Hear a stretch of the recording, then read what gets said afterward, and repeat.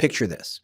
You wake up, stumble to the bathroom, grab a 5-blade razor with a vibrating handle and a strip of aloe vera gel built into the top, and you shave your face in 90 seconds without thinking about it once. Now picture doing that same task 50,000 years ago, except instead of a razor, you're holding a broken piece of seashell you found on a beach, and instead of aloe vera, you've got sand, salt water, and whatever grease you rubbed on your face that morning to keep the bugs off. No mirror, no moisturizer, no YouTube tutorial. Just you, a jagged edge of calcium carbonate, and a whole lot of hope that you don't slice your own throat open before breakfast. And here's the thing that should stop you in your tracks. They did it anyway. Ancient humans across completely different continents with zero contact with each other independently figured out that seashells could shave hair off skin, not carve wood, not cut meat. Shave.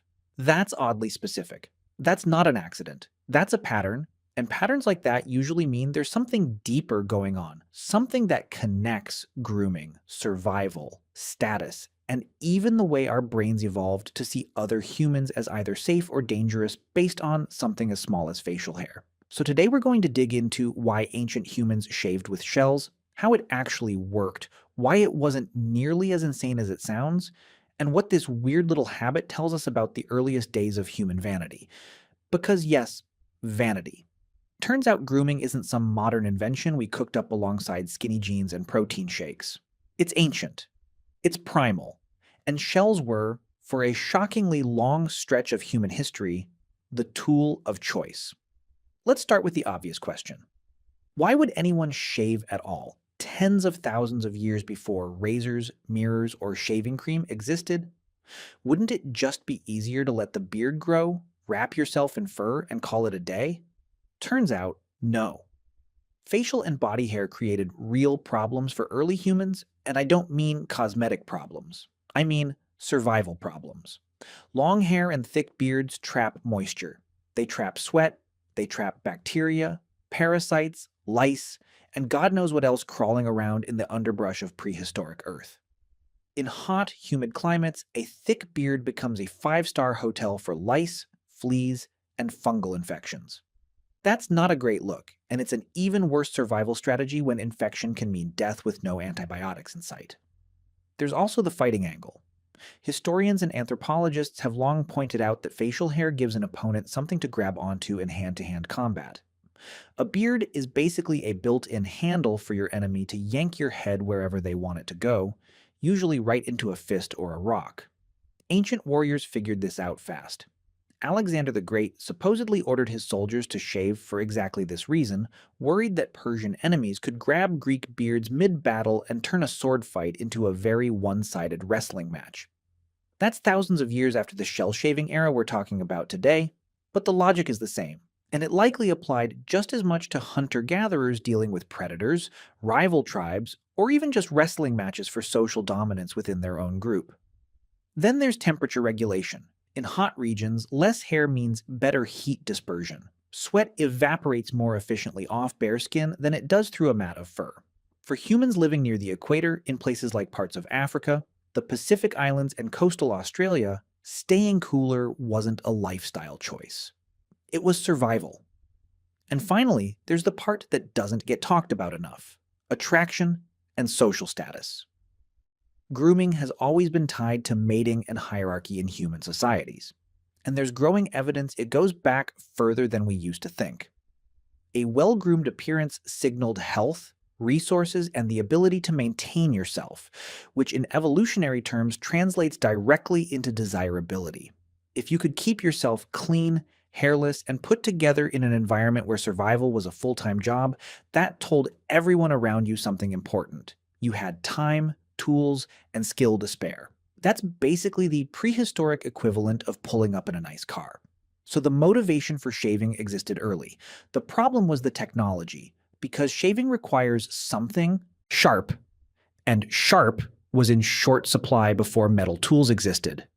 This is where shells enter the picture, and honestly, once you understand the biology of a seashell, it stops sounding crazy and starts sounding kind of genius. Seashells are made of calcium carbonate, arranged by the animal that built them into incredibly hard, layered structures. When you break a shell, especially certain types like clamshells, mussel shells, or the thinner varieties of oyster shells, you don't get a rounded, dull edge. You get a fracture. And fractures in calcium carbonate can be razor thin, microscopically sharp, in some cases sharper than the edge on a modern steel blade fresh out of the factory. Scientists studying obsidian, which shares this kind of conchoidal fracture property, have found that obsidian blades can have edges only a few nanometers thick, sharper than surgical steel. Shells don't quite reach obsidian's insane sharpness, but they follow the same fracture pattern, and when broken correctly, they produce edges thin and consistent enough to cut through hair. Here's the part that really seals the deal. Certain shells, when snapped or ground down along their natural growth lines, form a curved, elongated edge that's almost perfectly shaped for scraping. Not slicing like a knife through meat, but scraping.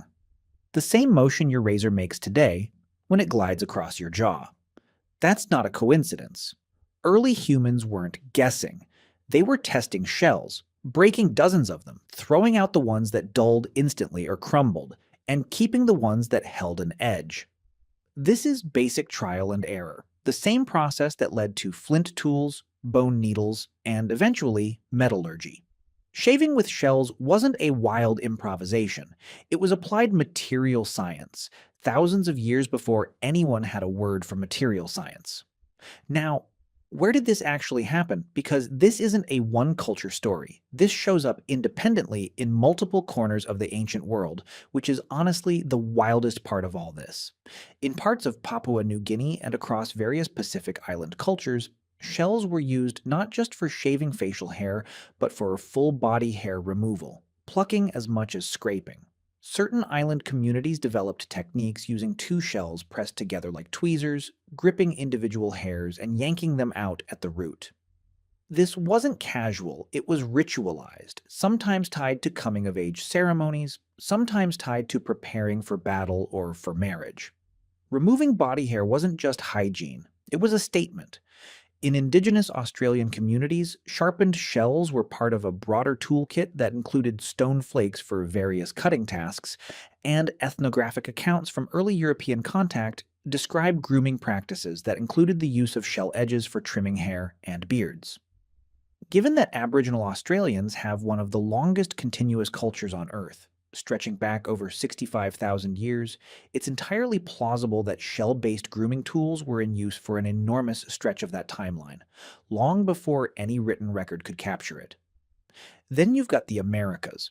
Various indigenous groups along coastal regions, where shells were abundant and easy to source, developed similar sharpened shell tools. Some accounts describe clamshell tools used specifically for plucking rather than scraping, which makes sense given the anatomical hair patterns in many indigenous American populations, where facial hair tends to be naturally sparser to begin with. In these cases, shells weren't fighting a thick beard, they were fine-tuning what was already there, plucking stray hairs for a clean, deliberate look. And it doesn't stop there. Archaeological evidence from the ancient Near East and parts of early Egypt suggests that before bronze razors became the standard, sharpened flint and shell tools handled the job.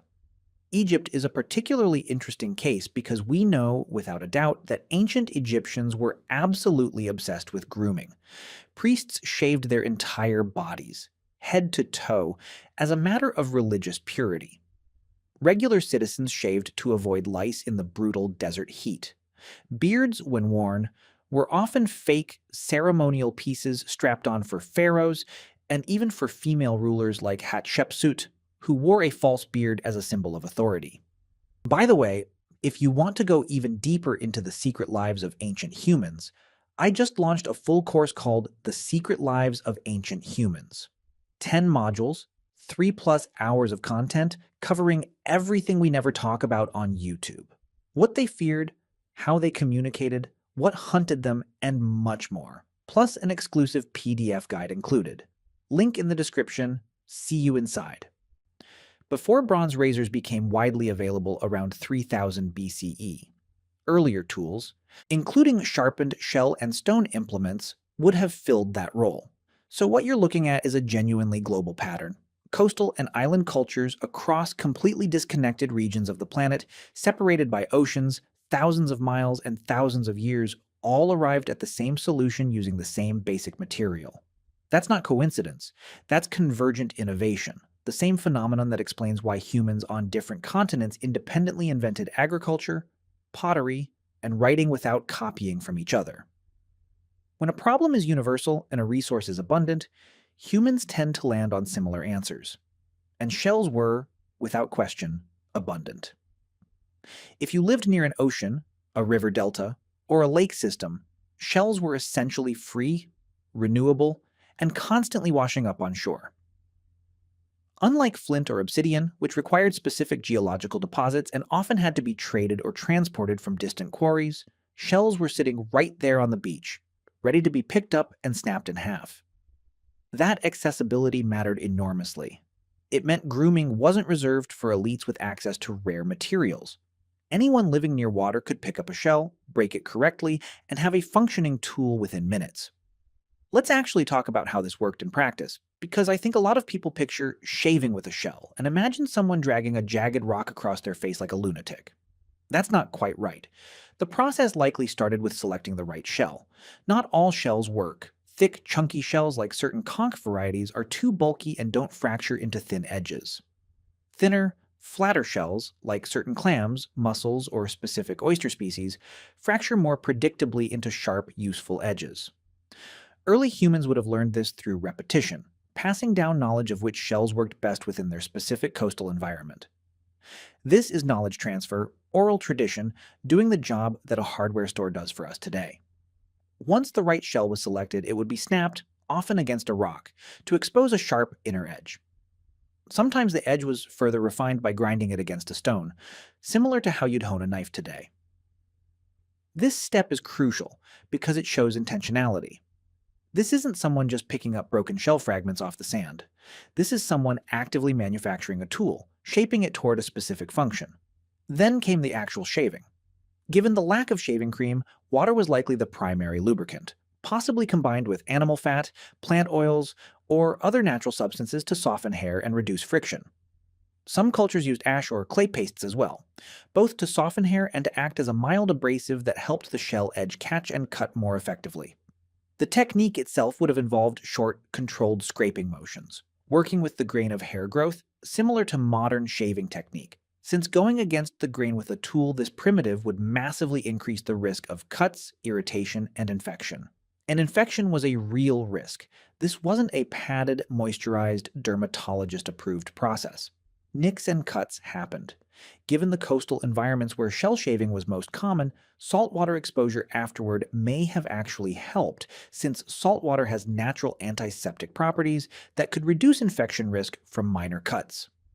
That's either an extremely lucky coincidence or further evidence that these communities understood on some intuitive level that finishing a shave with a rinse in the ocean wasn't just refreshing, it was protective. Now here's something that I think gets lost when people imagine ancient grooming. We tend to picture cavemen as filthy, hairy, uninterested in appearance. That image is almost entirely wrong. Archaeological and anthropological evidence consistently shows that grooming, personal appearance, and even early forms of cosmetics go back tens of thousands of years. Ochre pigments used as body paint date back over 100,000 years. Bone combs, hairpins, and jewelry made from shells and animal teeth show up throughout the archaeological record long before agriculture, long before cities, long before anything we'd recognize as civilization in the traditional sense. Grooming wasn't a luxury that appeared after humans figured out farming and had spare time on their hands. Grooming was there from the beginning, tangled up with identity, status, courtship, and group belonging. A clean-shaven face, or a carefully plucked eyebrow, or neatly trimmed hair wasn't a frivolous extra. It was communication. It told other members of your group, and potential rivals and potential mates, something about who you were, what group you belonged to, and how much control you had over your own body and environment. This is actually a concept anthropologists talk about a lot: grooming as social signaling. Among primates, grooming is deeply tied to social bonding. Chimpanzees and other great apes spend enormous amounts of time grooming each other, not just for hygiene, but to build trust, reinforce alliances, and maintain social hierarchy. Human grooming, even self-grooming with a tool like a shell, likely tapped into that same deep evolutionary wiring. Taking the time to maintain your appearance signaled investment, self-control, and status within the group.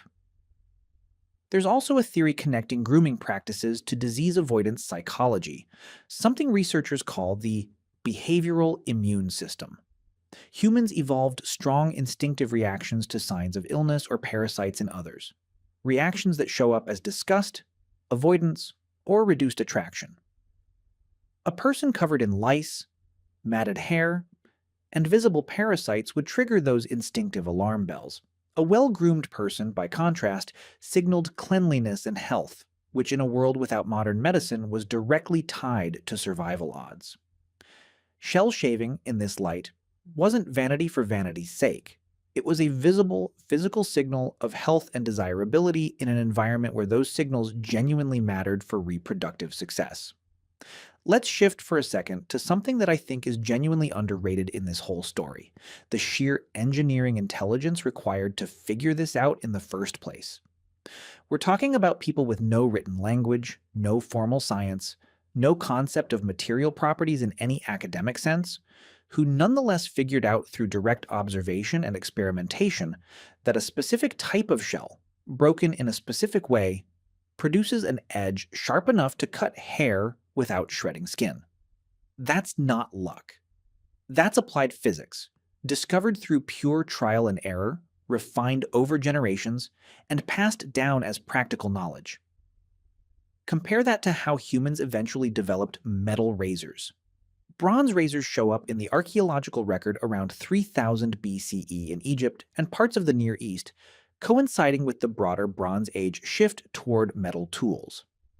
But metalworking required an entirely different tier of technological infrastructure. You needed to identify ore deposits, understand smelting temperatures, develop furnace technology capable of reaching those temperatures, and figure out alloying techniques to combine copper and tin into bronze. That's an enormous leap in complexity compared to snapping a shell in half.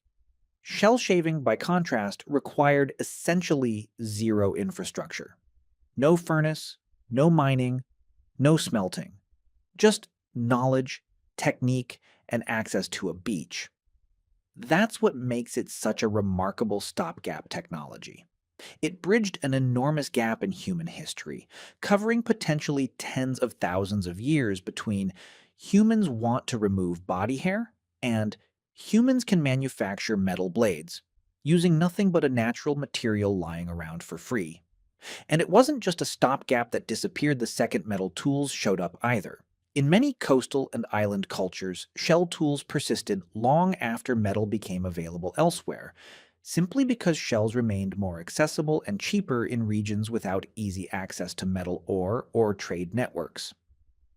Some Pacific Island cultures continued using shell tools for grooming and other tasks well into the era of European contact, meaning this technology had a functional lifespan stretching across an almost unimaginable span of human history. Let's talk about the tools themselves a bit more, because there's some really interesting variation depending on the region and the specific task at hand. In some cultures, the primary technique wasn't scraping at all, but plucking, using two shell halves like a pair of tweezers to grip and remove individual hairs. This method, while more time-consuming, produces a cleaner, longer-lasting result since it removes hair at the root rather than just cutting it at the surface. Plucking with shells shows up in various indigenous American and Pacific communities. And interestingly, this technique lines up with anthropological observations that many indigenous populations in the Americas historically maintained minimal facial hair, whether through natural genetic variation, deliberate grooming practices, or, more likely, a combination of both reinforcing each other over generations. If plucking became the cultural norm early on, it could have created selective social pressure that, combined with existing genetic factors, shaped grooming norms across entire populations. In other regions, particularly where facial hair growth was thicker, the scraping method using a single sharpened shell edge was more practical, since plucking thick, coarse hair one strand at a time would be brutally time-consuming and genuinely painful in a way that scraping simply isn't. There's also evidence of hybrid approaches where a shell edge might be used to cut hair down to a shorter length first, followed by a plucking or finer scraping pass to clean up remaining stubble. This kind of layered technique mirrors, in a strange way, how modern shaving routines work, with pre-shave trimming followed by the final close shave. The tools have changed beyond recognition, but the underlying logic of the process has barely shifted at all in tens of thousands of years. Now, I want to address something that probably crossed your mind already. Wouldn't this hurt like absolute hell? And the honest answer is probably yes, at least sometimes. Shell edges, even well-crafted ones, aren't as consistently smooth as modern steel blades. There would have been nicks. There would have been irritation. Ancient humans almost certainly dealt with skin issues we'd consider completely unacceptable by modern standards. But context matters here. This was a world without antibiotics, without modern medicine, without pain relief beyond whatever natural remedies were available. A little discomfort from a shell shave was a minor inconvenience compared to the daily physical challenges of prehistoric survival. If you're already dealing with hunting injuries, exposure to the elements, and constant physical labor, a nicked cheek from a shell blade probably didn't rank very high on the list of concerns. There's also an interesting psychological angle worth considering. Pain tolerance and beauty standards have always been intertwined throughout human history, and honestly, they still are today. Modern humans wax, thread, laser, and otherwise inflict genuinely significant discomfort on themselves in the name of grooming and appearance. Ancient shell shaving fits neatly into that same continuum. If the end result mattered enough, socially, culturally, or personally, the discomfort involved in achieving it was simply accepted as part of the process. That hasn't changed in tens of thousands of years, even if the specific tools and techniques have transformed almost beyond recognition. Let's zoom out for a second and think about why this story matters beyond just being a quirky historical fact. I think the shell shaving story is a great lens into how human innovation actually works. We tend to imagine technological progress as this smooth, linear staircase, moving neatly from stone tools to bronze to iron to steel to modern manufacturing. But real history is messier than that. It's full of clever, resourceful stopgap solutions, tools adapted from whatever materials happened to be available in a given environment, refined through pure trial and error long before anyone had a formal understanding of the science behind why they worked.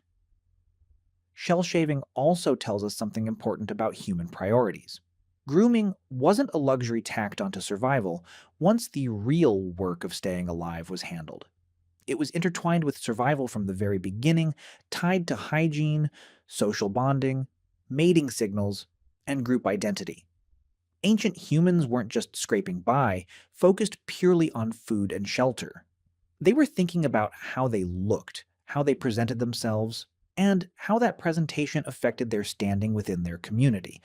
That's a very human impulse, and it's honestly kind of comforting to realize it goes back so incredibly far. There's also something worth noting about resourcefulness and environmental adaptation here. The specific grooming tools that developed in any given culture were shaped directly by what was locally available. Coastal cultures used shells.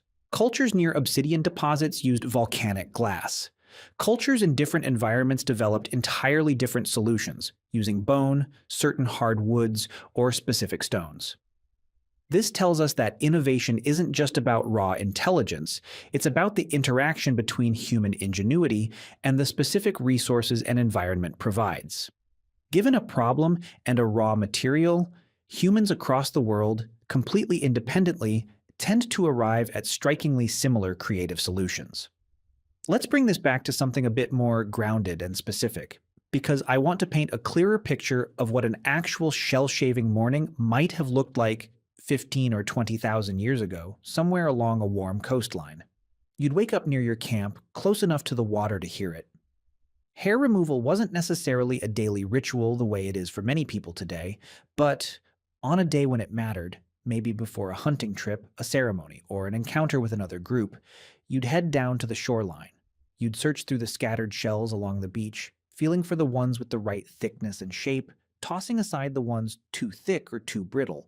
You'd find one that felt right, Snap it against a rock, and inspect the fracture line, checking for a thin, consistent edge. Then you'd rinse your face with seawater, maybe rub on some rendered animal fat or plant oil to soften the skin and hair.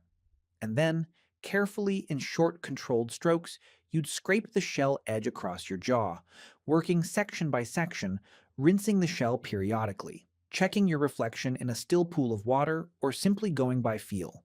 It would take time. It would require patience and a steady hand. One wrong angle, one moment of carelessness, and you'd have a cut that could easily become infected in a world without antiseptic ointment. When you finished, you'd rinse again in the salt water, letting its natural antiseptic properties work in your favor, whether or not you understood the actual chemistry behind why that helped, and then you'd walk back into camp clean shaven or with carefully sculpted facial hair, presenting yourself to your community with a level of intentional grooming that most people today would probably not expect from primitive humans at all. That mental image alone should be enough to permanently reshape how you picture ancient life. These weren't grunting, indifferent survivalists stumbling through existence with zero concern for appearance. They were resourceful, observant, socially engaged people who understood, on some deep and intuitive level, that how you presented yourself mattered, and who were willing to put in real effort and accept real risk to maintain that presentation using nothing but a broken piece of shell. So the next time you're standing in front of your bathroom mirror, half asleep, dragging a 5-blade cartridge razor across your face without a second thought, take a moment to appreciate just how much history sits behind that simple act. You're participating in a ritual that stretches back tens of thousands of years, connecting you to ancestors who solved the exact same problem using nothing but a sharp piece of ocean debris and a whole lot of patience.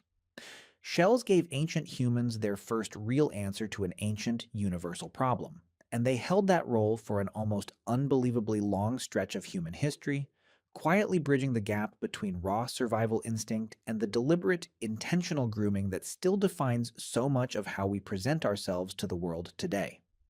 It's a small detail in the grand sweep of human history, easy to overlook, but it captures something genuinely important about who we've always been as a species: resourceful, observant, endlessly inventive, and just a little bit vain, even when survival itself was still very much up for grabs.